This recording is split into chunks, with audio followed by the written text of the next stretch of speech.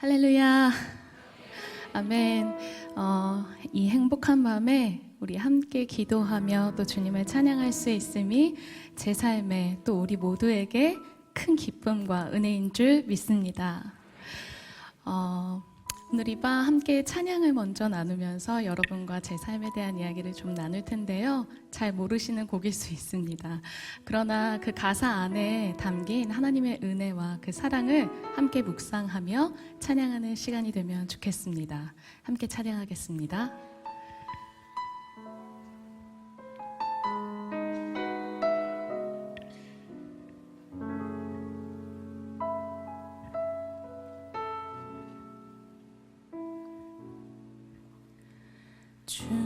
주님만이 나를 아시네. 내 모든 삶 주가 만지시네. 주님 앞에 예배하는 이에게 그 은혜를 부어주시리. 주님만이 온 땅의 소망, 내 삶 속에 유일한 자랑이라. 주님 앞에 기도하는 이에게 그 은혜를 부어주시리.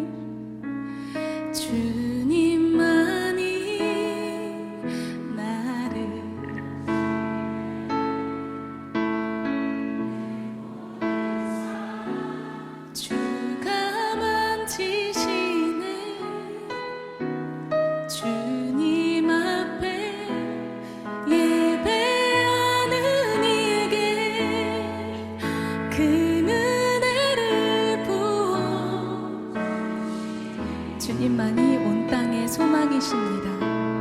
주님만이 온 땅의 소망,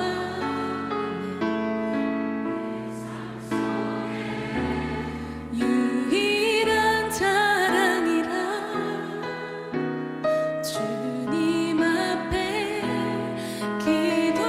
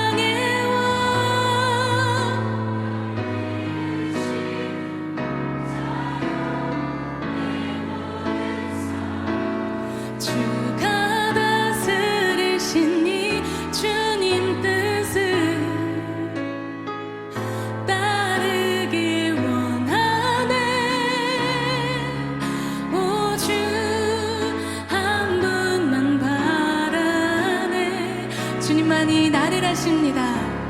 주님만이 내 모든 삶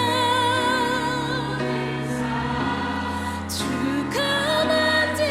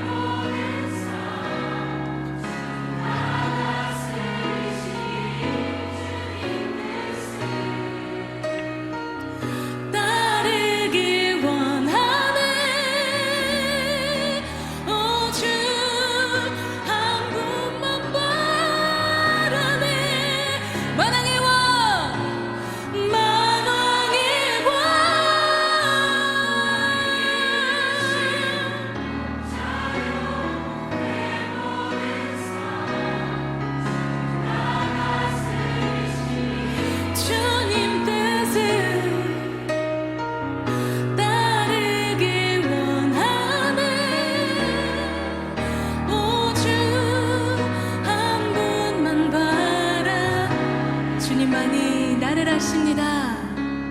주님만이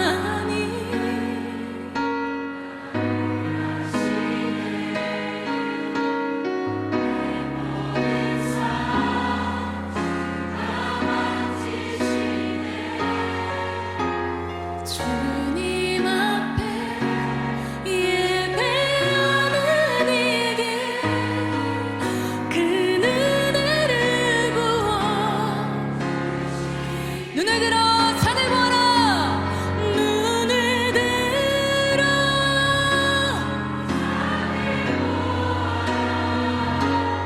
너의 도움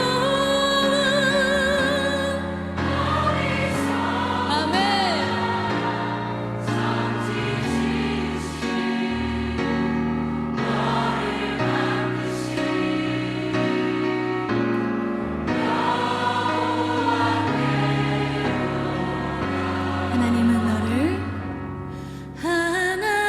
하나님은 너를 지키시는 자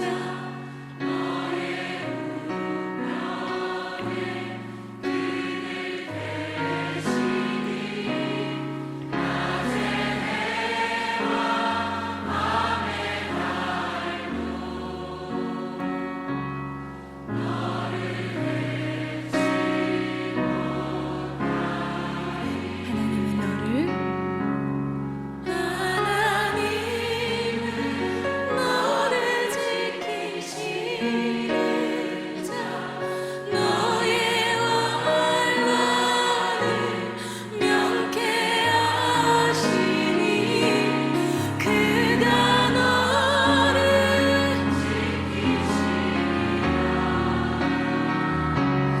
너의 출입을 지키시리라. 눈을 들어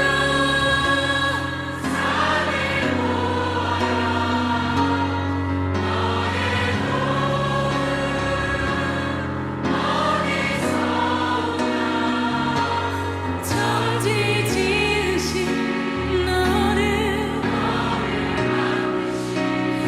여호와께 눈을 들어 산을 보아라.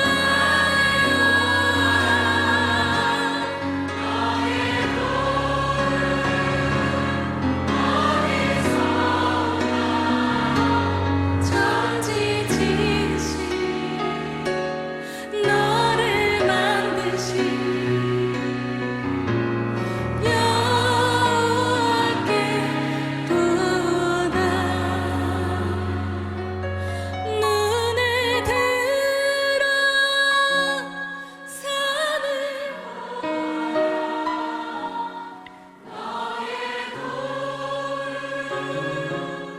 어디서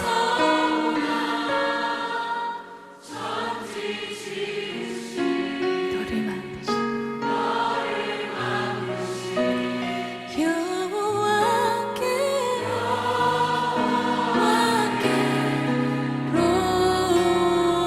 로다 우리를 만드시고 우리를 지키시고 우리를 보호하시고 우리를 인도하시는 여호와 하나님께 모든 영광과 찬양을 올려드립니다. 할렐루야 아멘.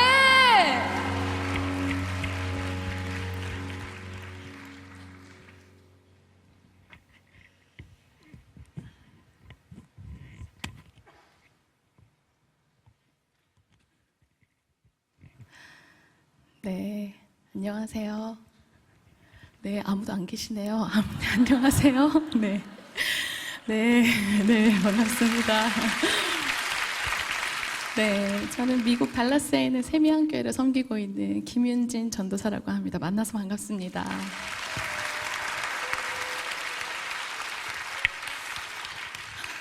네, 제가 기억으로 2020년 때 처음으로 이 단일 기도회 찬양을 이렇게 섬기게 됐었는데요. 그때 이후로 이제 매년 거의 섬겼던 것 같은데요.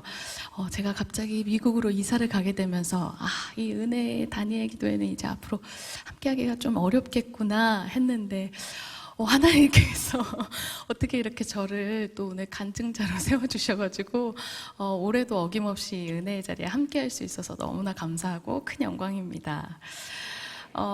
저는 오늘 하나님과 함께 했던 제 삶의 그 소소한 이야기들을 여러분과 함께 나누면서요, 하나님의 은혜를 이야기하고 싶습니다. 저희 가정이 지난 8월에 이제 미국으로 이사를 갔는데요. 이제 미국에서의 삶을 시작한 지 오늘로 91일째입니다. 그 전에는 서울에 있는 신정동의 한성교회에서 10년간 예배 인도자로 이렇게 사역을 했었습니다. 사실 한성교회가 제 모교회거든요. 어머니 아버지께서 결혼하실 때 할머니께서 너희 이 교회 다녀라 하시면서 교회 옆에 작은 새빵을 얻어주셨어요. 근데 그 새빵 옆에 교회가 한성교회였고 어머니 아버지 신혼 때부터 저희가 출석하는 교회가 되었습니다. 저희가 딸만 셋이거든요. 퀴즈가 나갑니다. 제가 몇째게요?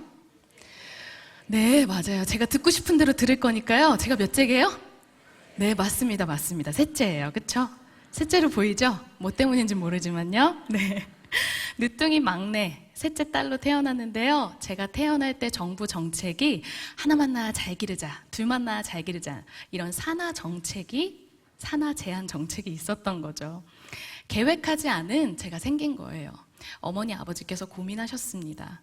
아무래도 경제 상황도 많이 어렵고 우리 집에 벌써 아이가 둘이나 있는데 이 아이를 우리가 정말 책임질 수 있을까? 이런 고민을 하시다가요, 아무래도 안 되겠다라고 생각하신 거예요. 그때 정부 정책에 따라서 여성들이 보건소에 수술을 신청하는 제도가 있었다고 합니다. 저 너무 떨리나 봐요. 여러분 여기 안 서보셔서 잘 모르시나요? 네, 빨리 집에 가고 싶고 지금 막 지금 혀가 계속 꼬이고, 네, 감사합니다. 네, 이렇게 격려받는 자리인데 왜 이렇게 떨릴까요? 네. 그때 정부 정책에 따라서 여성들이 보건소에 수술을 신청하는 제도가 있었대요. 임신하지 않은 여성이 신청하게 되면 임신을 할 수 없도록 수술을 해주는 건데요. 어른들이 배꼽 수술이라고 불렀다고 합니다.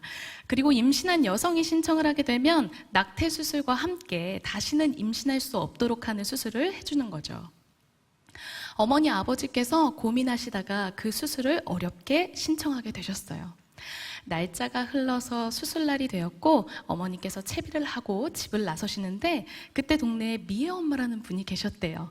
엄마한테 물어보신 거죠. 어머 어디 가세요? 그래서 아무래도 어머니께서 좀 얘기하기가 그러셔서 이렇게 저렇게 돌려 말하시려고 하다가 또 거짓말을 못 하셔가지고 이러이러해서 갑니다 라고 말씀하신 거죠. 그랬더니 미애 엄마라는 분께서 하시는 말씀이 어머 그럼 잘 됐네요, 기도받고 가세요 라고 하신 거예요. 그때까지만 해도 저희 어머니 아버지께서 교회를 그냥 왔다 갔다 문턱을 밟는 정도셨기 때문에 고민하셨어요. 이런 일을 기도받고 가도 되는 일인가 고민하시다가 이제 결정하셨죠. 그래, 기도받는 건 무조건 좋은 거니까 기도받고 가자. 그래서 그 미애 엄마라는 분을 따라가신 거죠. 그 미애 엄마라는 분은 저희 동네에 있는 구세군교회를 다니시는 분이셨대요. 그분이 다니시는 구세군교회에 가서 구세군교회 전도사님, 미애 엄마, 저희 엄마 이렇게 세 분이서 막 기도를 하게 되신 거예요. 열심히 기도를 한 후에 이제 어머니께서 가시려고 하는데 전도사님이 저희 어머니한테 얘기하시는 거죠. 어머니, 제가 기도해 보니 하나님께서 이 아이가 나중에 큰 일을 할 거라고 합니다. 지우지 마시라고 저희 어머니를 막 설득하셨어요. 여기서도 박수를 받네요. 네. 네, 감사합니다. 그러셔서 저희 어머니께서 흔들리셨게요? 안 흔들리셨게요? 네, 정답이 너무 뻔하죠? 제가 여기 있잖아요. 네, 흔들리셨어요. 나중에 큰 일을 한다고 하시면서 집으로 돌아가셨습니다. 그리고 시간이 또 지났습니다. 벌써 아이가 둘이나 있고 경제적 상황도 쉽지 않고 여러 가지 어려움 가운데 이 아이를 정말 우리가 책임질 수 있을까? 이런 고민들이 계속되셨던 거죠. 그러다가 결국에는 아무래도 안 되겠다. 또 어렵게 수술을 신청하게 되셨습니다. 그리고 수술 날짜가 다가와서 채비를 하고 집을 나서시는데 누가 있어요? 미애 엄마가 있어요. 이번에 정말 얘기를 안 하시려고 이렇게 저렇게 돌려대시다가 이러이러해서 간다고 또 어쩔 수 없이 얘기하니까 이번에도 기도받고 가시라고. 그래서 이번에는 정말 안 쫓아가시려고 한사코 거부하시다가 또 따라가게 되셨어요. 그렇게 구세군교회 전도사님을 또 만났습니다. 미애 엄마, 저희 엄마, 그리고 전도사님 이렇게 세 분이서 또 막 기도를 하신 거죠. 이번에는 전도사님께서 뭐라고 얘기를 하셨길래 제가 여기 있을까요? 모르시겠죠? 막 이렇게 열심히 기도하시더니 전도사님께서 저희 엄마한테 하신 말씀이 어머니 기도해보니 이 아이가 하나님께서 아들이라고 합니다 라고 하신 거예요. 딸만 둘이었잖아요. 은근히 그 아들을 바라는, 제가 누뚱이라서 또래 친구들보다 부모님이 한 10살 많으시거든요. 어르신들의 그 아들을 바라는 그 마음을 간파하신 거죠. 아들이라는 그 말에 어머니 아버지 마음이 막 흔들리셨어요. 아들이라고 그러면서 아들이라고 고민하시는 사이에 제가 막 무럭무럭 자랐습니다. 그래서 이제 더 이상 저를 어찌할 수 없는 상황이 되었고, 제가 뿅 하고 태어나는데 예쁜 여자예요, 남자예요? 네, 예쁜 여자죠. 예쁘다는 걸 동의를 못 하시지만 괜찮습니다. 제가 성인이 돼서 어머니께서 옛날에 이런 일이 있었다 이야기해 주시면서 저한테 그렇게 말씀하세요. 하나님께서 네가 태어날 때부터 그렇게 너를 지키셨어, 보호하셨어, 인도하셨어, 이런 이야기들을 하면서 웃곤 했습니다. 제가 간증에는 이제 아무래도 스토리상 한 2번 정도로 축약을 하는데요. 이런 미애 엄마와의 스토리가 4번이나 넘게 있었다고 합니다. 그래서 저희 어머니가 그 미애 엄마를 정말 너무 찾고 싶은데 아직도 못 찾으셨어요. 오늘 간증을 보게 되신다면 꼭 만나서 감사 인사를 드리고 싶습니다. 저는 그렇게 모태신앙인으로 자랐어요. 하나님이 나를 사랑하신다, 예수님이 나를 위해 십자가에 못 박혀 죽으셨다, 나는 얼마짜리, 예수님짜리, 이런 걸 주일학교에서 듣고 배우고 외치고 그렇게 자라난 모태신앙인입니다. 제가 이렇게 듣기만 하고 배우기만 했던 하나님을 제 의지로 좀 붙들게 되는 계기들을 제 삶에 만나게 됐습니다. 초등학교 3학년 때 일인데요. 어떤 일이 있었는지 기억도 안 날 만큼 너무너무 사소한 일로 같은 반 남자 학생과 좀 다투게 됐어요. 뭐 때문에 그랬는지 기억도 잘 안 나는데요. 그렇게 다투고 나서 그 친구랑은 이제 사이가 좀 서먹서먹해졌죠. 거리가 생겼습니다. 그러면서 이렇게 시간이 흘렀습니다. 이 친구가 어느 날은 학교에 왔는데 이렇게 머리에 막 브릿지 하나씩 넣고 온 거예요. 그때 그게 유행이었거든요. 그러면서 뭔가 시간이 지나면서 그 친구 뒤에 쫄쫄쫄쫄 추종자들이 막 생기기 시작하는 거죠. 그러면서 약간 세력이 있는 친구가 됐습니다. 그런데 반면에 이 친구랑 약간 거리가 생긴 저는 주변에 저랑 같이 어울렸던 친구들이 저랑 조금씩 멀어지는 듯 하더니 3학년이 끝날 때쯤 되니까 제가 반에서 왕따가 되어 있는 거예요. 사람에게 외면당하는 느낌을 경험하니까 이제 쉽게 사람한테 다가가지 못하겠는 거죠. 그렇게 엄청 충격적인 상황들을 맞이하게 되면서 처음에는 반 왕따로 시작했던 것이 4학년, 5학년, 6학년 올라가면서 제가 속한 학년에서 왕따가 되고 나중에는 전교에서 왕따가 되었습니다. 쉽게 말하면 저를 인사해주거나 아는 체 해주는 사람이 단 한 명도 없는 거예요. 혼자인 거 외로운 건 괜찮은데요. 괴롭힘이 너무 힘든 거죠. 교실 문을 열고 들어가면 아이들이 저인 걸 확인하면 막 소리를 지르고 욕을 해요. 그리고 또 어느 날은 교실 문을 열고 들어가서 이제 수업 준비하려고 제 책상 밑에 이제 제 소지품을 꺼내려고 이렇게 손을 넣었는데 제 물건이 아무것도 없는 거예요. 어떡하지? 어디 갔지? 나중에 찾아보니까 아이들이 쓰레기통에 다 갖다 버려놓고, 또 어느 날은 교실로 들어가서 제 책상과 의자가 있는 자리로 갔는데 제 책상과 의자만 없는 거예요. 당황했어요. 어떡하지? 이제 수업은 막 시작해야 하는데. 나중에 알고 보니 아이들이 이 학교 창고에다가 갖다 버린 거죠. 이렇게 해서는 도저히 학교를 다닐 수가 없겠다. 그래서 제가 꾀를 냈습니다. 그때 학교 주번이 8시까지 학교를 와서 준비했던 걸로 기억하거든요. 그래서 제가 주번보다 더 일찍 맨 처음 학교를 가기 위해서 7시 반까지 학교를 가기로 했어요. 다짐을 한 그날부터 7시 반까지 학교를 가느라고 막 부지런히 떨면서 학교를 갔습니다. 그런데 제 생각이 맞았게요, 틀렸게요? 또 안 계시네요? 맞았어요. 제가 제일 먼저 도착하니까요, 문을 열 때 소리 지르는 사람도 없고요, 제 책상과 의자, 물건 모두 안전한 거예요. 그래, 앞으로도 이렇게 7시 반까지 일찍 오면 되겠다라고 생각하고 그렇게 계속 등교를 했습니다. 어느 정도 시간이 지난 후에 그날도 어김없이 일찌감치 일어났습니다. 초등학생이 막 7시 반까지 학교를 가려고 부지런을 떨면서 막 학교를 갔어요. 그렇게 딱 학교를 들어서면 운동장이 고요하고요. 저만 있어요. 정문을 지나서 교실이 있는 건물로 막 걸어가는데 이상하게 그날따라 저 멀리서 저희 반 교실 창문에 불이 켜져 있는 거예요. 이상하다. 전날 주번이 정리하면서 불을 안 끄고 갔나 보다 라고 생각했습니다. 그리고 나서 이제 교실이 있는 그 건물에 다 도착을 했습니다. 이제 실내화로 갈아 신고 들어가려고 신발을 막 벗고 있는데 갑자기 제 머리 위 그 창문 쪽에서 인기척이 느껴지는 거예요. 그래서 갑자기 뭐지? 하고 신발을 갈아 신다가 얼굴을 이렇게 하늘로 들었는데 제 머리 위로 돌과 모래가 막 쏟아졌습니다. 아이들이 성실했어요. 제가 일찍 오니까 저보다 더 일찍 오더라고요.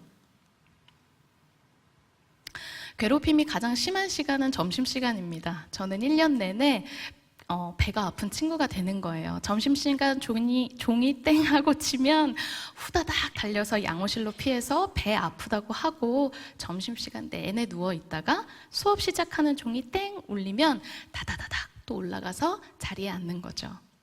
그때부터 저는 교실에서 점심을 먹은 게 10손가락 안에 꼽는 것 같아요. 도시락을 쌌었는데요. 어머니께서 싸주신 도시락은 하굣길 하수구에 다 처리를 하고 집에 가곤 했습니다. 그런 지경이다 보니 제가 이렇게 골목에 그냥 지나갈 때도 다른 초등학교 아이들이 저를 보면서 막 수군대는 거예요. 재원이 학교도 그래 하면서. 그렇게 아주 어려운 초등학교 생활을 하다가요, 시간이 흘러서 제가 드디어 중학교에 갈 나이가 되었습니다. 새로운 건물과 또 교복을 입는다는 것 때문에 제 안에 아주 작은 희망, 기대가 있었어요. 중학교에 가면 뭔가 달라지지 않을까? 그런 기대를 품고 중학교에 입학을 딱 했는데요. 제 기대와는 달리 동네 초등학교에서 모여서 입학을 하잖아요. 모두가 다 저를 알아보는 거예요. 왕따라는 꼬리표가 떨어지지 않았습니다. 괴롭힘이 더 업그레이드 됐어요. 더 심한 폭언과 폭행이 시작됐습니다. 하루는 점심시간인데요. 미처 저의 피난처 간호실로 피하기 전에 이 친구들 수업이 너무 일찍 끝난 거예요. 뒷문에서 저를 기다리고 있었어요. 함께 갔습니다. 그때 학교에서 학생들 담배 피지 말라고 화장실 들어가는 문을 통유리문으로 안과 밖이 훤하게 보이도록 바꿨을 때인데요. 그 친구들과 제가 화장실 안으로 들어가고 문을 잠그면 이제 아이들은 신나는 싸움 구경이 생긴 거죠. 막 소리를 지르고 욕을 해대면서 그 통유리문 아래부터 꼭대기까지 몇백 명의 아이들의 얼굴이 다닥다닥 붙어서 막 소리를 지르고 화장실 앞 복도에 의자랑 책상을 끌고 와서 그 위에 올라가서 구경하는 아이들도 있고요. 흥분 상태가 된 거죠. 너무 무서웠습니다. 생각했어요. 선생님이 어떻게 좀 우연히 지나갔으면 좋겠다. 아니면 빨리 종이 울렸으면 좋겠다. 이런 생각을 했지만 선생님이 지나가시지도 않았고 빨리 종이 울리지도 않았습니다. 이제 점심시간이 끝나는 종이 울렸고 수업 시작까지 10분이 남았어요. 전 만신창이가 됐죠. 그런 저를 보면서 아이들은 여전히 다닥다닥 얼굴을 맞대고 모여서 저를 보면서 소리를 지르고 욕을 하고 있었습니다. 그 혼잡한 틈을 비집고 어떤 아이가 유리문을 똑똑 하고 밖에서 두드려요. 그럼 안에 있던 아이들이 문을 열어서 그 아이만 쏙 들여보내줘요. 그때 저희 학교에서 아나바다 운동이라는 걸 했습니다. 아껴 쓰고 나눠 쓰고 바꿔 쓰고 다시 쓰고 뭐 이런 운동이었는데요. 선배들이 깨끗하게 입고 물려주고 간 교복을 1,000원이면 상의 하나, 하의 하나를 살 수 있었어요.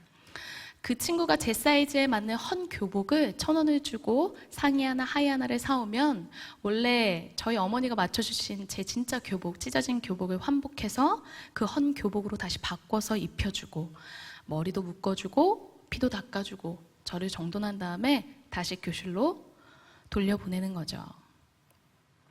엎친 데 덮친 격으로 그렇게 어려운 학창시절을 보내고 있는 때에 이미 오래전에 IMF가 터졌고 상황이 많이 좋지 않은 때였습니다.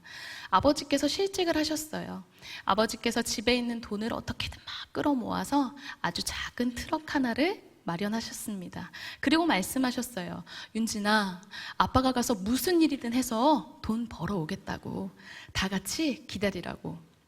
그렇게 엄마와 저희 딸 셋을 뒤로하고 아버지께서 집을 떠나 차를 끌고 그렇게 전국을 누비시면서 정말 돈이 되는 일이라면 마다하지 않고 열심히 하셨던 것 같아요. 하지만 그렇게 집을 나서신 후로 아버지의 얼굴을 아주 오랫동안 볼 수 없었고요. 형편은 더더욱 어려워졌습니다. 너무 어려운 가정 그리고 학업 생활을 하고 있었기 때문에 너무 힘든 거예요. 그러다 보니 저한테는 진짜 마지막 남은 한 가지, 오로지 교회밖에 없는 거예요. 주님밖에. 누구도 나를 도와줄 수 없지만 하나님이 나를 지키신대요. 나의 도움이 여호와 하나님께로부터래요. 나를 버리지 않으시고 내가 가난해도 못생겨도 심지어 하지 말라는 그 죄를 지어도 하나님 절대 나 포기하지 않으신다고. 끝까지 사랑하신다고. 전도사님, 목사님, 주일학교 선생님들한테 들었던 그 이야기들이 자꾸만 떠오르는 거예요. 그리고 꾸역꾸역 이 삶을 버티게 하는 거죠. 견디게 하는 거예요. 그렇게 6년이라는 시간을 버텼습니다. 그리고 제가 조금 더 자라서 고등학생이 될 나이가 되었습니다. 아무래도 집이 많이 어렵고 하다 보니까 빨리 기술을 배워서 취직을 해야 되겠다 생각을 가지고 직업학교, 상업계열 쪽으로 가게 됐습니다. 그 학교는 집에서 전철을 타고 버스를 타고 꽤나 먼 거리에 있는 곳이었어요. 입학을 하고 학교를 딱 갔는데요. 처음에 그 학교를 가고 나서 깜짝 놀랄 일이 생긴 거죠. 아무도 저를 모르는 거예요. 늘 어디를 가나 저를 보고 수군수군 대던 사람들 뿐이었는데 그곳에 가니까 제가 누군지 왕따였는지 이런 거 아무도 모르는 거죠. 그러면서 처음으로 교회가 아닌 곳에서 저한테 친구가 생긴 거예요. 너무 좋은 거죠. 아이들이 저를 막 얼음공주라고 부르더라고요. 분위기가 이래서야 되겠습니까? 네. 제 간증에 웃을 게 별로 없는데, 네. 제가 말을 어떻게 걸어야 될지 몰라서 막 우물쭈물하고 가만히 있는데 이 친구들이 저한테 그런 별명을 막 붙여주고 무리에 저를 이미 끼워놨더라고요.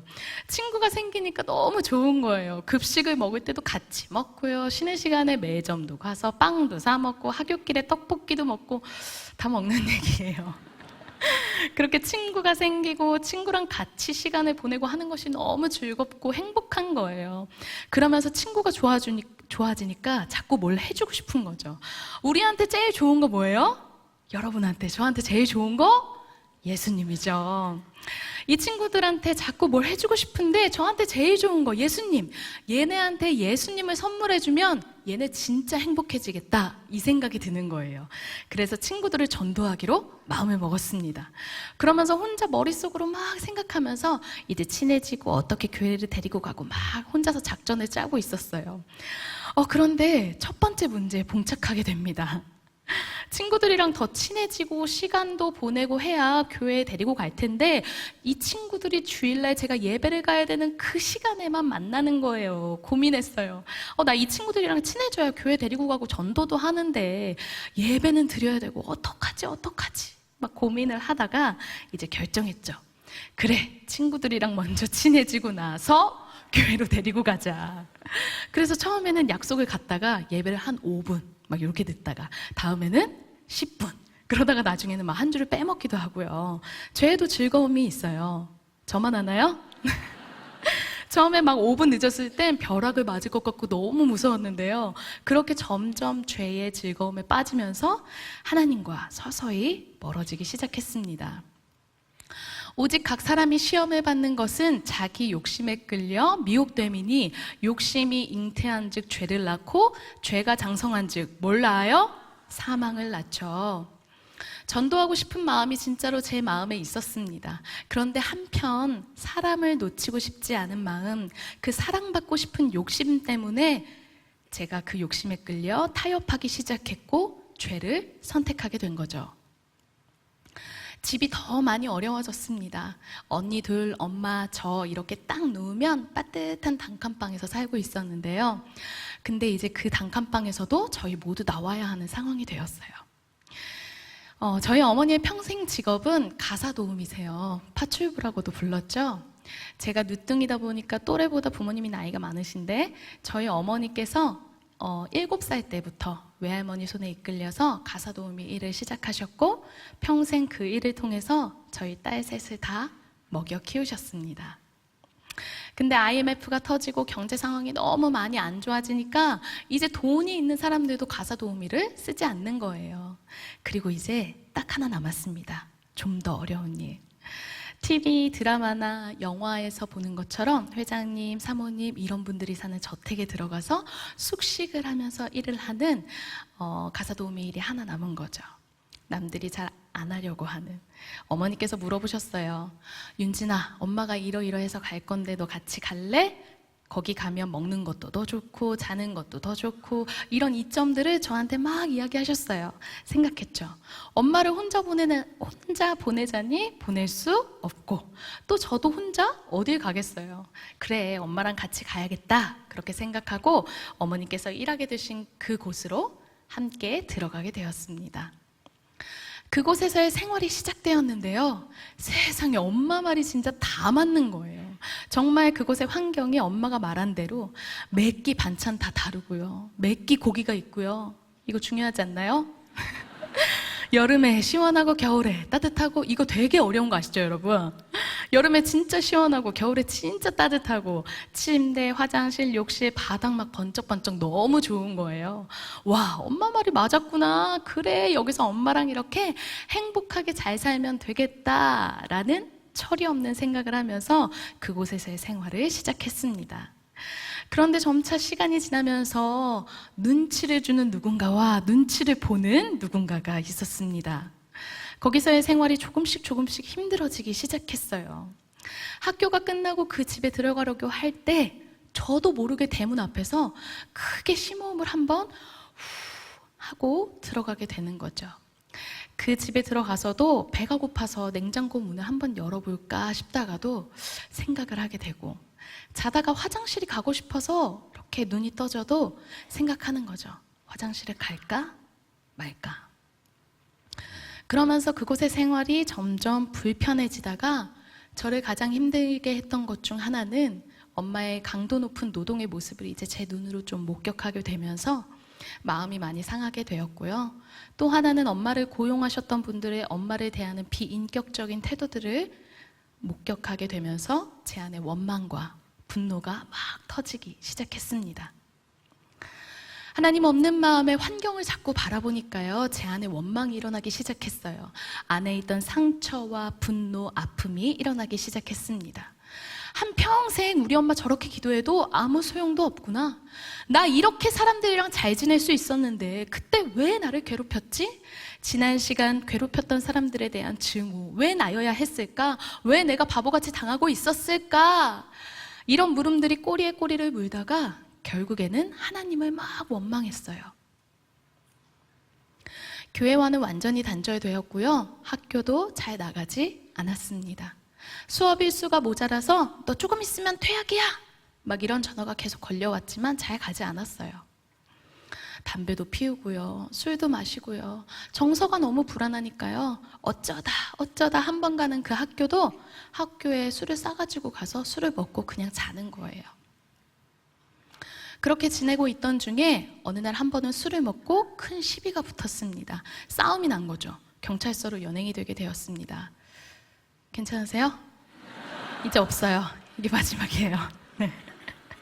제가 같이 있었던 여자친구들 중에 한 명이 운동선수였거든요. 저 말고요. 권투선수였는데요. 그 여자친구 한 명이 이제 다수의 성인 남성을 이렇게 얍얍 해가지고 이제 같이 가게 됐어요. 네. 갔는데 이제 이분들이 여자한테 좀 맞고 막 그래가지고 자존심이 많이 상하셨나 봐요. 합의 못 해주겠다고 막 고래고래 난리가 났는데요. 조사받다 보니까 이 녀석들이 고등학생인 거예요. 그래서 막 더 화가 나신 거죠. 그래서 끝까지 막 조사를 받으면서 막 괴로운 시간을 보내다가 제가 친구들 중에 제일 먼저 조사를 받고 풀려 나왔습니다. 1층, 2층 이렇게 큰 건물의 경찰서였는데요. 조사받고 나서 이제 경찰서 2층 그 로비에 이렇게 딱 나오니까 저쪽 왼편 창가 쪽에 소파가 있는 거예요. 술도 막 덜 깨고 행색도 막 엉망이 돼가지고 막 질질질 기다시피 해가지고 소파에 털썩 주저앉았습니다. 그리고 이렇게 창문에 고개를 탁 기댔는데요. 깜짝 놀란 거예요. 제가 분명히 깜깜한 밤에 왔거든요. 대낮인 거예요. 그러면서 그 경찰서 2층 창문 아래로 펼쳐진 아침 풍경이 제 눈에 이렇게 들어오는 거죠. 예쁘게 교복을 입은 여학생, 학생이겠죠. 그 둘이서 막 걸어가는데 뭐가 그렇게 재밌다고 막 깔깔깔깔 웃으면서 막 어딘가에 가고 있어요. 아마도 학교 가는 거겠죠. 또 어떤 사람은 통화를 하면서 막 이렇게 바쁘게 걸어가요. 아마도 회사원이겠죠. 그리고 저기 신호등을 기다리고 있는 사람들도 보이고요. 버스 정류장에 줄을 선 사람들, 그리고 신호에 맞춰서 왔다 갔다 달리는 차들, 그런 너무나도 일상적이고 활기찬 아침 풍경이었습니다. 그런데 그에 반해 그 아침 풍경을 바라보고 있는 제 모습이 보이는 거예요. 18살 고등학생이 화장, 옷 매무새 막 머리 다 헝클어지고 난리가 나서 술 냄새를 풍기면서 창문에 기대서 그 아침 풍경을 바라보고 있는 제 모습이 보이는 거죠. 행복하지 않았어요. 슬펐습니다. 마음이 고파서 허덕였어요. 아무리 채워도 마치 소금물을 마시는 것처럼. 내 백성이 2가지 악을 행하였나니 곧 그들이 생수의 근원되는 나를 버린 것과 스스로 웅덩이를 판 것인데 그것은 그 물을 가두지 못할 터진 웅덩이들이니라. 예레미야 말씀입니다. 생수의 근원 되시는 하나님을 제가 버린 거예요. 우리 마음속에는 하나님만 채울 수 있는 공간이 있다고 하죠. 아무리 어렵고 힘들어도 하나님이 저를 채우시고 하나님이 저를 붙드실 때는 제가 견딜만 했어요. 근데 이제 아무리 즐겁다는 걸 해도 잠깐이에요. 친구도 있고 이젠 더 이상 괴롭힘을 당하지 않는데도. 너무 행복해지고 싶은데 무얼해도 행복하지 않고 다시 돌아가고 싶은데 너무 멀리 왔고 내 삶은 망가졌고 나는 왕따와 폭력에 시달렸던 패배자고 나에겐 미래가 없고 의미 없는 하루하루가 이렇게 지나갔습니다. 살고 싶지 않은 거예요. 이렇게 사느니 차라리 죽는 게 낫겠다. 나 같은 건 없어지는 게 낫겠다. 내 모든 걸 알고도 도대체 누가 날 사랑할까? 난 가망이 없어. 난 엉망진창이야. 마치 낭떠러지 끝에 흔들흔들 위태롭게 서 있는 것처럼 그런 위험한 시간들이 지났습니다. 그러던 중 몇 차례 자살을 시도하게 됐고요. 실패하던 중 그날이 결정적인 날이 되었습니다. 삶이 이렇게 끝나는구나 하고 모든 걸 내려놓고 이렇게 기다리고 있는데요. 그때 거짓말처럼 제 마음에 한 음성이 들려왔습니다. 칠흑 같은 어두움으로 새까만 제 마음에 마치 바늘로 콕 찔러서 빛이 새어 들어오는 것처럼 그 빛은 마치 폭풍 속에 흔들리는 가녀린 촛불처럼 제가 귀 기울이지 않으면 잘 들리지 않을 것 같았어요. 그때 그 빛이 제게 이렇게 말했습니다. 나는 어떡하니? 갑자기 정신이 번쩍 든 거예요. 이게 뭐야? 하고 있는데 그때 다시 한번 들려왔습니다. 윤진아, 그럼 나는 어떡하니? 이게 뭐야? 하고 있는데 다시 한 번 더 분명하게 들려왔습니다. 윤진아, 내가 너를 위해서 십자가에서 죽었는데 네가 죽으면 나는 어떡하니? 우리가 아직 죄인 되었을 때에 그리스도께서 우리를 위하여 죽으심으로 하나님께서 우리에 대한 자기의 사랑을 확증하셨느니라. 누가 우리를 그리스도의 사랑에서 끊으리요? 환난이나 곤고나 박해나 기근이나 적신이나 위험이나 가리랴. 내가 확신하노니 사망이나 생명이나 천사들이나 권세자들이나 현재일이나 장래일이나 능력이나 높음이나 깊음이나 다른 어떤 피조물이라도 우리를 우리 주 그리스도 예수 안에 있는 하나님의 사랑에서 끊을 수 없으리라. 아멘.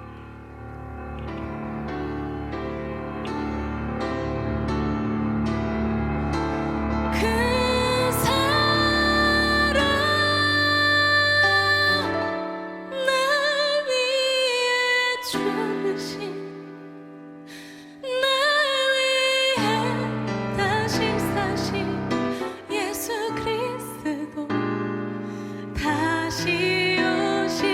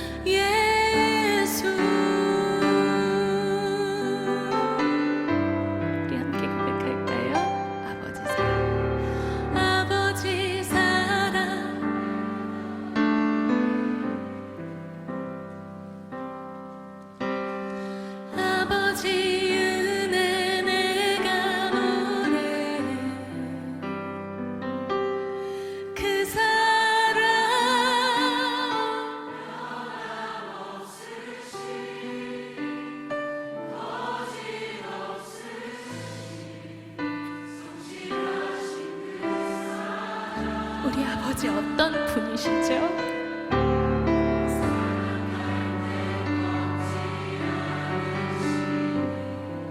꺼져가는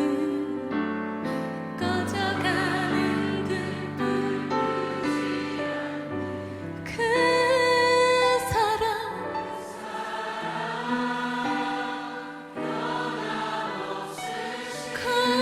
거짓없으신 성실하신 그 사랑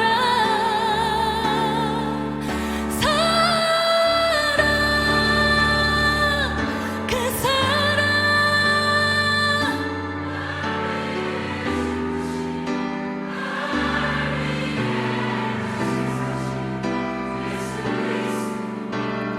다시 오실 그 사랑 죽음도 생명도 천사도 하늘의 어떤 권세도 영원한 그 사랑 예수 그 사랑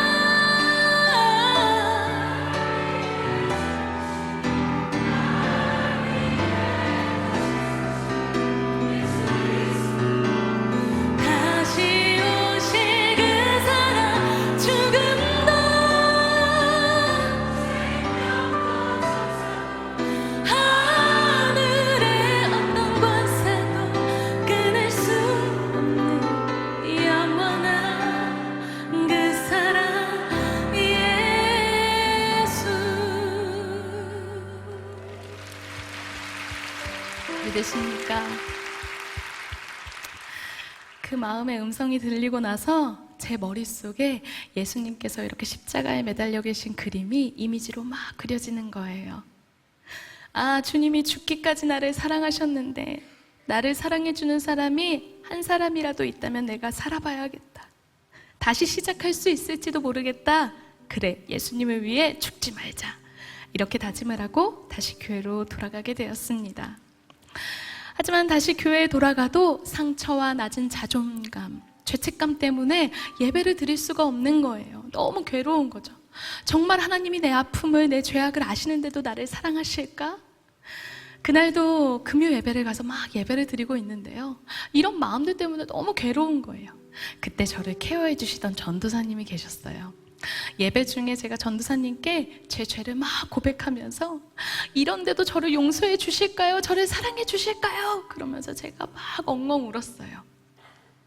그랬더니 전도사님께서 제 손을 이렇게 꼭 붙들고 땀을 뻘뻘 흘리시면서 기도를 해주셨습니다. 그리고 아주 오랜 시간이 지났습니다. 아무래도 용서하기 쉽지 않은 죄였나 봐요. 굉장히 오래 기도하셨거든요. 막 이렇게 기도하시더니 제 귀에 대고 전도사님께서 이렇게 말씀해 주시는 거예요. 윤진아, 죄에는 크고 작음이 없다. 하나님 앞에 회개하고 나아가면 하나님의 그 크신 사랑이 덮지 못할 죄가 없다는 거죠. 그 사랑이 너무 크셔서요. 그때 그 말을 듣고 나서 저를 묶고 있던 죄와 죄책감의 사슬이 끊어지는 해방감을 느꼈어요. 너무 감사한 거예요. 하나님께서 용서해 주신다고 저한테 아직 기회가 있는 거죠. 그 은혜를 힘입어서 회개하고 저는 새 삶을 시작했습니다. 그때 저에게 아주 큰 힘이 되어준 찬송가가 있는데요. 여러분과 함께 나누겠습니다.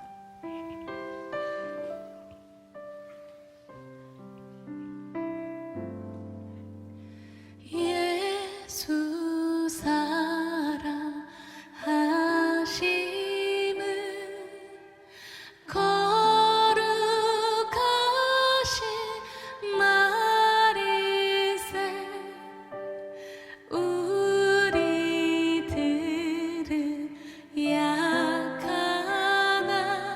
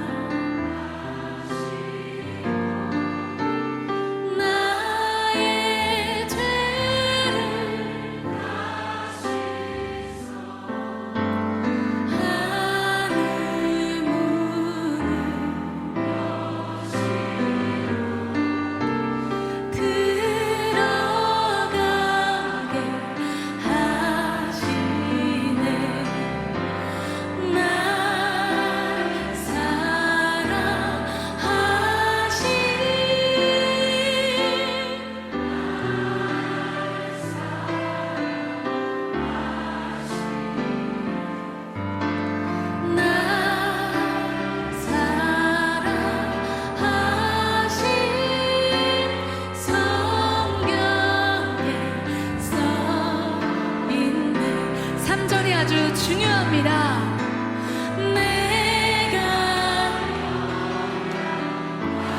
우리 연약할수록 어떻게 하신대요?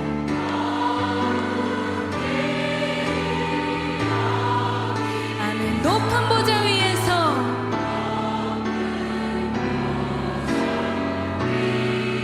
낮은 우리를 보십니다. 낮은 나를 보시 날 사랑하시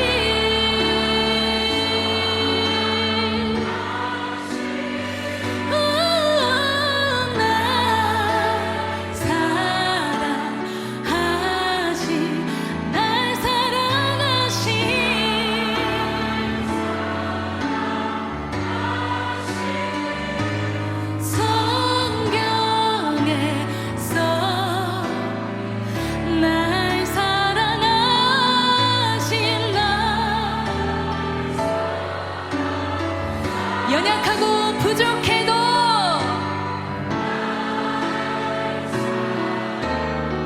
또 실수하고 또 넘어져도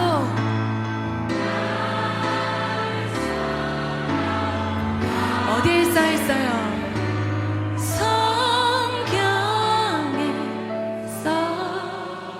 써있네. 믿으십니까? 아멘. 저는 한동안 대중 목욕탕을 다니지 않았습니다. 예전에 자해했던 부분들이 딱지가 않고 새살이 올라왔을 때 온도 차이가 많이 나는 물에 노출되게 되면 빨갛게 채찍 맞은 것처럼 온몸이 다 막 이렇게 일어나더라고요. 샤워하러 들어가서 변하는 몸을 막 부둥켜 안고 참 많이 울었습니다. 이랬던 나였는데, 한순간도 온전히 숨 쉴 수 없는 나였는데 하나님께서 이렇게 살려주시고 살아가게 하시는구나, 참 감사하다, 이런 고백들을 많이 했던 기억이 있습니다. 너무 부족한 삶인데요, 시간이 지날수록 선하신 하나님의 그 인도하심을 느꼈습니다. 어릴 적 그냥 순수한 마음으로 아무것도 모르고 전 세계 다니면서 찬양하게 해주세요 막 이런 기도를 했었는데요, 제가 뒤돌아보니까 하나님께서 허락해 주셔서 CCM 사역팀을 이렇게 함께 섬겼었거든요. 보통 1년에 3-4차례 정도는 해외를 다니면서 해외 여러 교회들과 함께 예배하고 찬양할 수 있는 그런 걸음들을 허락해 주셨었는데요, 뒤돌아보니까 하나님께서 또 이렇게 응답하셨구나 하는 고백을 했었고요.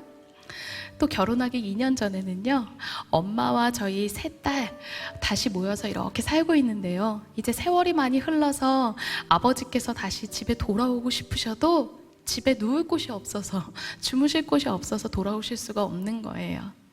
어머니와 제가 아주 오랫동안 기도했거든요. 아버지가 함께 살게 되기를. 그런데 너무 감사하게 갑자기 저희 보금자리를 옮길 수 있는 그런 상황들을 하나님이 열어주셨고, 아버지께서 12년, 13년 만에 다시 집으로 돌아오셔서 아버지와 한 지붕 아래서 다시 밥을 먹고 잠을 자는 날을 맞이할 수 있게 해주셨습니다. 그리고 20살 때부터 그리고 20살 때부터 예배인도 사역을 이렇게 꿈꿨는데요, CCM팀을 내려놓고 기도하던 중에 한성교회 모교회에서 먼저 콜링해 주셔서 이렇게 예배인도 사역을 시작하게 되었습니다. 그렇게 열심히 예배인도를 하던 중에 목에 좀 불편함을 느꼈어요. 2016년 10월 정도경에 이제 주변에서 너 여태까지 노래를 10년 정도나 해왔고 한번 검진을 받아보라고 권유를 받게 돼서 그래, 관리 차원에서 검진을 한번 받아보자 하고 목 전문 병원을 찾게 됐습니다. 그런데 그 병원에서 저를 보시더니 더 큰 병원으로 저를 추천해 주시는 거죠. 그 병원에 갔더니 이번에도 더 큰 병원을 추천해 주셨어요. 그래서 마지막에 아주 가장 좀 이름이 나 있는 그런 큰 병원에 가게 됐는데요, 거기 원장님을 만났을 때 검진 한번 해보자고 하셔서 이제 정밀 검사를 하게 됐습니다. 목에 관련된 정밀 검사를 막 다 마치고 나서 이제 원장 선생님을 만나게 됐는데요, 갑자기 원장 선생님께서 만나자마자 저한테 그렇게 말씀하시는 거예요. 노래할 시간이 얼마 안 남았습니다. 근육 경련 장애의 일종인데요, 연축성 발성 장애라는 병입니다. 성대를 움직여주는 근육들이 있거든요. 성대는 목에서 아주 미세하고 작은 기관인데요, 그 작은 기관을 움직여주는 아주 작은 근육들이 있어요. 근데 뇌에서 잘못된 신경 신호를 자꾸만 보내서 그 성대를 움직여주는 근육들 중에 아주 작은 일부가 자꾸 마음대로 움직이는 거예요. 경련 현상을 일으키는 거죠. 쉽게 생각하면 뭐 수전증인가 라고 생각할 수 있는데요. 이게 성대다 보니까 그런 떨림과 경련 때문에 처음에 발병을 하게 되면 목소리가 좀 허스키해지고요. 그러다 어느 정도 진행이 되면, 저는 노래하는 사람이잖아요. 음을 잘 맞춰야 되는데 그리고 그걸 연습하고 또 일을 하는 사람인데 나중에는 음치처럼 제가 생각한 대로 음이 잘 나지 않는 거예요. 삑사리도 막 아무 데서나 나고요. 그러다 이제 병이 더 진행되게 되면 나중에는 언어 소통, 말하는 목소리도 잃어버리는 병이라고 합니다. 노래하는 직업이면 당장 그만두어야 하고 원인이 없어서 완치를 장담할 수 없다. 하지만 치료를 시작해야 한다고 해서 제가 치료를 시작하게 됐습니다.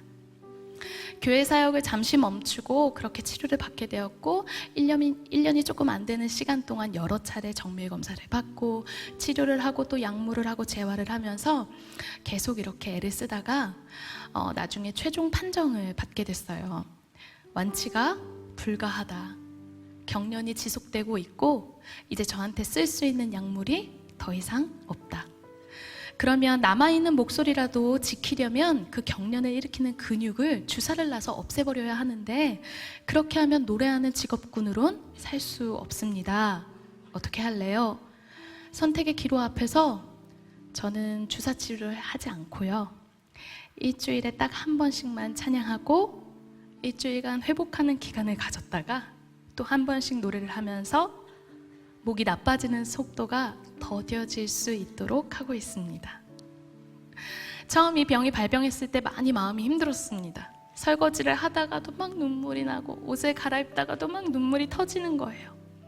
어느 날도 약속이 있어서 나가려고 옷을 막 갈아입다가 갑자기 주저앉아서 막 엉엉 울었어요. 하나님께 낫게 해달라는 기도가 나오질 않더라고요. 분명히 내 삶이 하나님 안에 있는데 이 일이 나한테 왜 일어났을까? 소화가 되지 않는 거예요.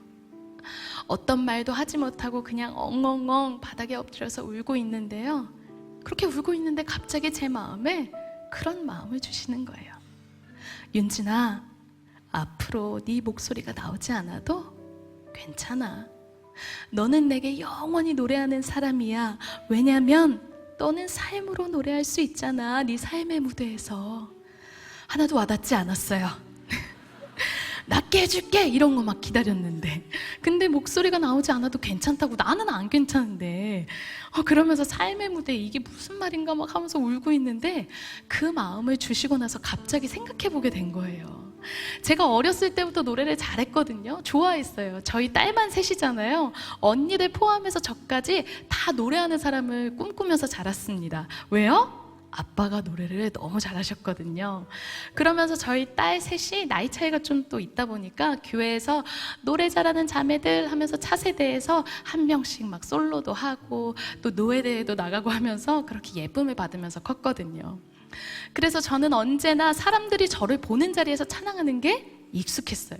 그리고 심지어 제가 지금 뭘 해요? 사역을 하잖아요. 찬양 사역을, 예배 인도를 찬양하고 있잖아요. 근데 그게 아닌 거죠. 찬양이 뭐예요? 예배가 뭐예요? 하나님을 위해 그분을 인식하며 우리가 삶에 하는 모든 선택과 순간이 예배입니다. 찬양입니다. 근데 제가 들었었는데 알고 있었는데 그걸 간과한 거예요. 그리고 생각했어요. 찬양이라는 게 가사와 멜로디로 국한되지 않은 게 얼마나 감사한가. 그래, 나 계속 노래할 수 있구나. 감사하다. 그러면서 하나님께서 저에게 삶의 예배로 초청해 주시는 계기를 갖게 됐습니다. 그런데 뭔가 이렇게 깨달았으면 좋아져야 되잖아요. 흐름상 뭔가. 근데 시간이 지날수록 더 안 좋아지는 거예요. 제가 막 심술이 났어요. 뭔가 사역을 앞두고 있을 때 이렇게 목이 안 좋거나 건강상의 이런 힘듦이 막 다가오면 제가 마음이 너무 불안한 거예요. 그러다가 이제 어느 날 예배를 드리러 교회에 갔는데요. 사람들이 막 열심히 예배하는데 저는 예배가 안 드려지는 거예요. 하나님하고 화목하지 못한 거죠. 마음이 불편했어요. 그래서 제가 하나님께 이야기했어요. 하나님께서 이거 원하지 않으시면 저 이거 안 할게요. 내려놓겠습니다. 막 이런 기도를 했는데요. 약간 원망 아닌 원망 아닌 척을 하면서 말은 이랬지만 제 태도는 사실 그렇지 않았어요. 아, 하나님이 원치 않으시면 저 이거 안 하겠습니다. 막 이러면서 때를 부리면서 막 억울해하고 있는 거죠. 제가 그렇게 눈물을 흘리면서 막 억울해하고 있는데 자꾸 눈을 감으면 누가 저를 쳐다봐요. 눈을 뜨고 막 둘러보면 사람들은 다 예배하고 있고, 또 눈을 감으면 마치 하나님께서 너무 안타까운 눈빛으로 저를 뜨겁게 바라보시는 것 같은 거예요. 그리고 제 마음에 또 이런 마음을 주시는 거죠. 윤진아, 내가 목숨도 아끼지 않았는데 너에게 무엇이 아깝겠니? 그리고 제가 기대했어요. 나 깨줄게! 들렸을까요? 안 들렸을까요? 아, 원하는 말은 잘 안 하시더라고요. 하나님, 저 마음 잘 안 맞아요. 그런데 그 마음을 주시고 나서 갑자기 제 마음에 기대라는 단어가 이렇게 떠오르는 거예요. 그리고 생각했습니다. 그래, 목숨도 아끼지 않으셨는데 내게 무엇이 아까우실까? 주님이 선하신 주님이 내 목자 되시고 내 삶이 그분 안에 있으니 이 일 또한 선하겠구나. 그래, 하나님께 감사하자. 하나님께서 그렇게 저에게 감사를 고백하게 하셨습니다. 제가 어렸을 때부터 지금까지 살아가고 있는 제 현재의 삶을 이야기하면서 여러분께 드리고 싶은 말이 있습니다. 예수를 믿으나 믿지 않으나 이 고난이라는 건요, 유한한 시간을 살아가는 인생에게 마치 계절처럼, 날씨처럼 누구에게나 찾아오는 것 같습니다. 우리는 아마 살아가면서 우리 삶에 닥친 고난의 이유를 아마 끝까지 알 수 없을지도 모르겠습니다. 그러나 우리가 아는 단 한 가지 무엇일까요? 주님이 선하시다는 것, 선하신 주님이 내 목자 되신다는 것, 그리고 우리가 그분의 양이라는 겁니다. 여러분, 어떤 삶을 꿈꾸세요? 저는요, 제 삶이 한 치 오차 없이 너무나 견고하고 아름답게 지어진 그런 으리으리한 건축물, 뭐 그것도 좋겠죠. 하지만요, 제가 살아온 삶의 갈피마다, 걸음걸음마다 하나님의 은혜와 사랑, 마치 사진첩에 사진 하나씩 오려 붙이면서 이런 은혜가 있었지, 하나님과 이런 추억이 있었지 고백하는, 하나님과 저의 손때가 가득 묻은 그런 사진첩과 같은 인생이 되길 소망합니다. 그 사진첩이 나만 좋음으로 끝나지 않고요, 그 곁에서 그걸 지켜본 이들에게 그 삶을, 그 걸음을 통해 예수 그리스도를 보여주게 될 겁니다. 우리 모두 예수로 할 말 많은 사람들이 되면 좋겠습니다. 세상에 알 수도 없는 평안 가진 사람, 뭐가 다른지, 어떻게 다른지 삶으로, 선택으로, 예배함으로 보여주는 우리이길 소망합니다. 삶에 어떠한 문제와 고민 가운데 계십니까? 그럼에도 불구하고 우리가 드려야 할 고백은요, 그럼에도 주님, 우리가 주님으로 인해 두려워하지 않겠습니다. 우리가 이 어려움을 통해, 이 아픔을 통해 오직 의뢰해야 하는 분, 주님만을 의뢰하겠습니다. 그 고백인 줄 믿습니다. 우리 이 시간 함께 찬양할 텐데요, 이 찬양에 우리의 마음을 담아 하나님께 고백하면 좋겠습니다.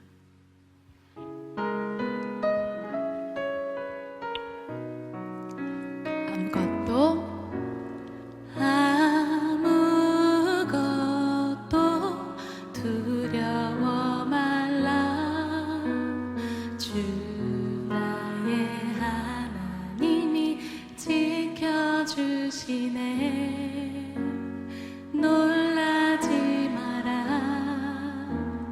겁내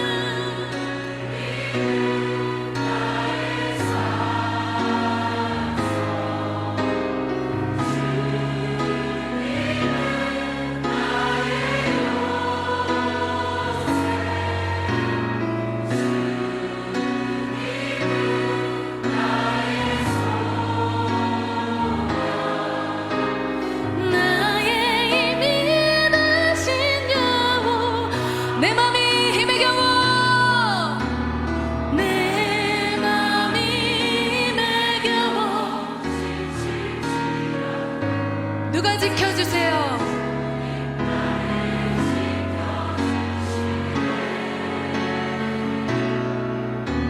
세상의 엄한 풍파 몰아치더라도 주님 나를 지켜주시네.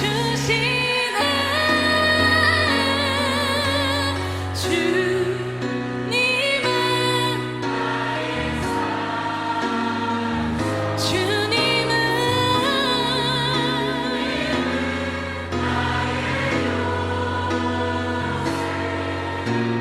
주님은 나의 소망, 나의 힘이 되신 주님은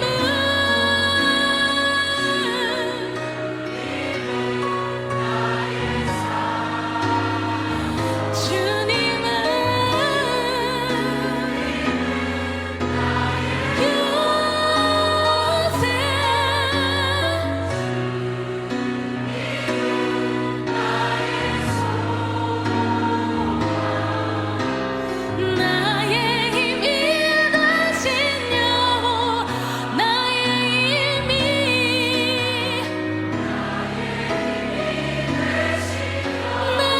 힘이, 나의 힘이 되신 여호와.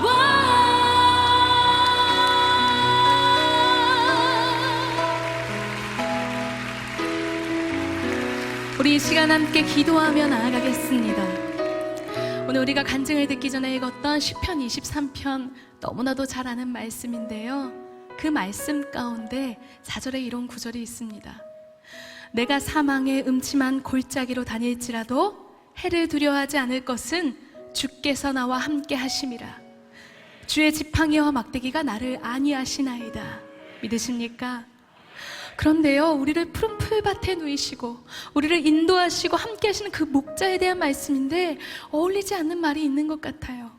내가 사망의 음침한 골짜기로 다닐지라도, 내가 사망의 음침한 골짜기로 다닐지라도, 이거 뭘 말하는 걸까요? 그 푸른 풀밭에 누이시는 내 선한 목자가 인도하는 양에게도요, 사망의 음침한 골짜기를 지나는, 죽음과 같은 순간을 지나는 때가 있을 수 있다는 거죠. 상황은 죽음 같더라도 두려워하지 않을 수 있는 이유가 있습니다. 아주 엎드려지지 않을 수 있는 이유가 있어요. 왜요? 주님이 함께 하시는 시간이기 때문입니다. 주님이 인도하시는 시간이기 때문입니다. 한 치 앞도 보이지 않는 어둠 속에 있다고 해도 괜찮습니다. 손으로 더듬더듬 거리더라도 그렇게 더듬으며 그분 음성에 귀 기울이며 가면 되는 거예요. 괜찮아요. 우리를 홀로 두지 않으시고 우리를 구경하지 않으시는 하늘아버지와 함께 걷는 삶, 세상의 가치 판단 기준 아닌 세상이 말하는 즐거움, 더 좋은 거, 더 멋진 거, 더 높은 거 말고요, 매일 주님만 예배하는 자로, 삶의 초점을 그분께 맞추는 자로, 자녀 잃은 애통하는 아버지 마음 헤아려 드리는 자녀로, 내 잃어버린 형제 아버지 품에 안길 수 있도록 그 사랑 전하는 자로 우리 끝까지 함께 살아내길 기도합니다. 훗날 그렇게 주님 품에 안기는 저와 여러분이길 소망합니다. 이 시간 주님의 이름 부르며 기도할 때 주님, 우리의 삶에 닥친 당면한 문제로 인하여서 우리가 두려워하지 않게 하시고 삶을 살아계셔서 역사하시는 우리의 선한 목자 되신 주님만을 바라보게 하여 주시옵소서. 함께 주님의 이름을 부르며 기도하며